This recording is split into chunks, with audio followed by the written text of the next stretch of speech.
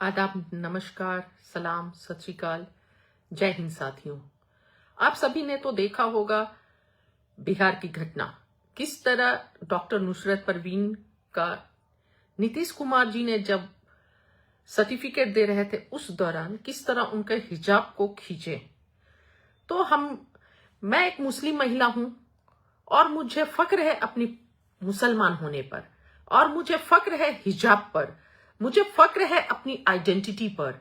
और ये हमारी निजी पसंद और व्यक्तिगत चुनाव है कि मैं क्या पहनती हूं और मैं क्या नहीं पहनती हूं।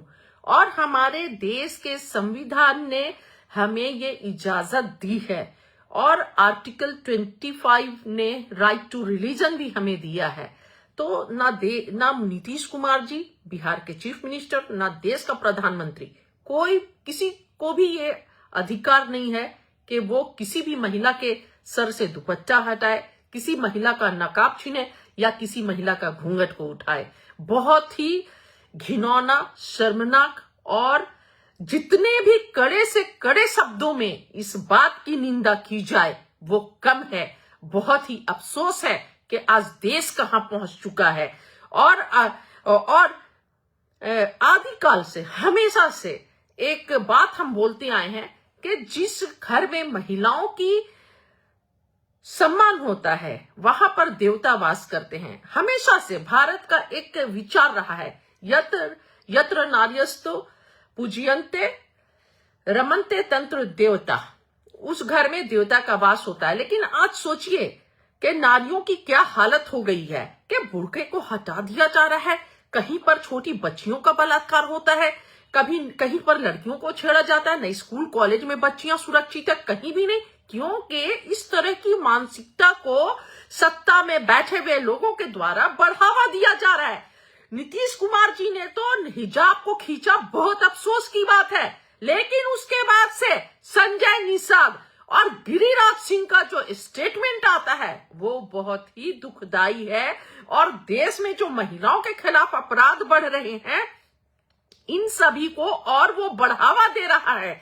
संजय निषाद जी क्या बोलते हैं, हिजाब ही तो खींचा, कहीं और तो नहीं छुआ। क्या अगर संजय निषाद की अपनी बहन, अपनी बेटी, अपने घर की कोई महिला होती, उसके बारे में भी इस तरह की अभद्र भाषा का प्रयोग करते? इससे पता चलता है कि संजय निषाद की परवरिश कैसी है और किस छोटी मानसिकता के वो व्यक्ति हैं। और इसी तरह गिरिराज सिंह का जो स्टेटमेंट आया है बेहद ही दुखदाई है, शर्मनाक है, अफसोसजनक है। और जिस तरह नुसरत परवीन अब बिहार में जॉब नहीं करेंगी, वो डर गई हैं और जॉब करने से मना कर दिया है। तो क्या भारतीय जनता पार्टी का यही है बेटी बचाओ बेटी पढ़ाओ अभियान? बेटियां तो पढ़ रही हैं, माँ बाप पेट काट कर बेटियों को पढ़ा रहे हैं, लेकिन जो आपकी व्यवस्था है वो बेटियों को नौकरी नहीं करने दे रहे हैं। और आपकी छोटी सोच और छोटी मानसिकता, अगर कुछ घटना घटती है तो उसके बाद से संजय निषाद और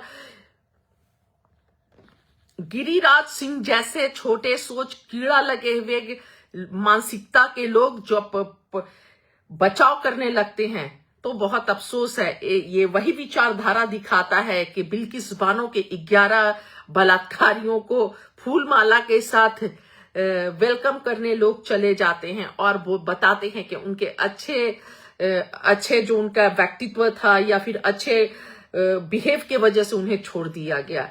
और देश में एक ऐसा समुदाय भी आ रहा है जो जब बलात्कार होते हैं तो बलात्कारियों के फेवर में तिरंगा यात्रा निकाली जाती है। बहुत अफसोसजनक है। एनसीआरबी की रिपोर्ट देख लीजिए कि किस तरह महिलाओं के खिलाफ अपराध बढ़ते जा रहे हैं। तो किसी तरह भी, किसी भी सूरत में ये अस्वीकार्य है। इस तरह की हरकतें बर्दाश्त नहीं होंगी, ये गलत है। This is not acceptable. किसी भी ये पर एक्सेप्ट नहीं किया जा सकता है। सभ्य समाज इसकी इजाजत नहीं देती है। और ये जो लोग इस तरह की बातों को के साथ खड़े हैं वो सड़े हुए मानसिकता और गंदी परवरिश नाली के कीड़े हैं ऐसे लोग। तो मैं कड़े शब्दों में इस घटना की निंदा करती हूं। बहुत ही अफसोस के साथ बहुत अफसोस है कि इस तरह की हरकत हुई। आगे इस तरह की हरकत नहीं होनी चाहिए। ये महिला के मान सम्मान और इज्जत की बात है। चलिए साथियों, मिलती हूं आप सभी से अगले वीडियो में। शुक्रिया, बहुत बहुत धन्यवाद। जय हिंद, जय भारत।